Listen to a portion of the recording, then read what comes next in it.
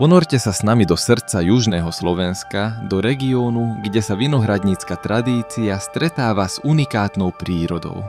Nachádzame sa pri Hurbanove, na miestach, ktoré sú pre tunajších vinárov posvätné, v lokalite známej ako Aba. Aba nie je len obyčajný vinohradnícky hon. Je to kolíska hurbanovského vinárstva, ktorá spadá do Hurbanovského rajónu južnoslovenskej vinohradníckej oblasti. Čo robí toto miesto takým výnimočným? Sú to predovšetkým viaté vápnité piesky. Tieto duny, ktoré sú sčasti chránené aj ako územie európskeho významu Abov, dávajú miestnym vínam nezameniteľný charakter.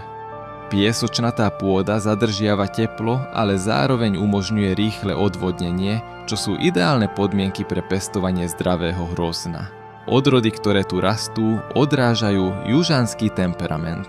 Hoci celá oblasť je bohatá na rôzne vína, práve vína z Aby v sebe nesú príbeh slnka a piesku. Aba má však žiaľ aj svoju tienistú stránku. Táto lokalita sa v poslednom čase stala svedkom sociálneho problému.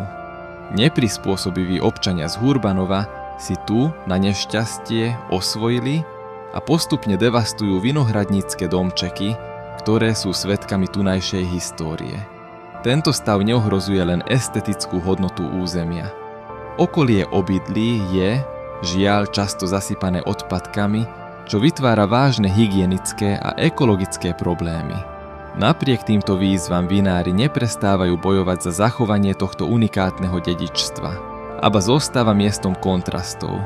Stretáva sa tu prírodná krása a kvalita vína s naliehavou potrebou riešiť sociálne a environmentálne problémy.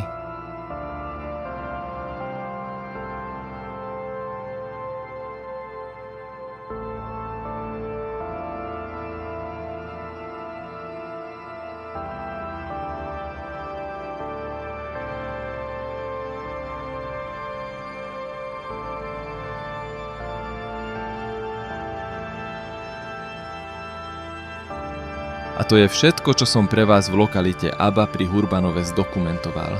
Ak sa vám toto video napriek ťažkým témam páčilo a je pre vás dôležité, venujte prosím sekundu svojho času. Dajte mi like, aby sa video dostalo k viacerým ľuďom. Prihláste sa na odber, aby ste nezmeškali ďalšie dôležité reportáže. A hlavne, napíšte komentár s vaším názorom na riešenie problémov v tejto oblasti. Najdôležitejšie, ak chcete, aby sa o osude vinohradníckych domčekov a devastácii prostredia v Aba dozvedeli kompetentné osoby na mestskom či regionálnom úrade, zdieľajte toto video.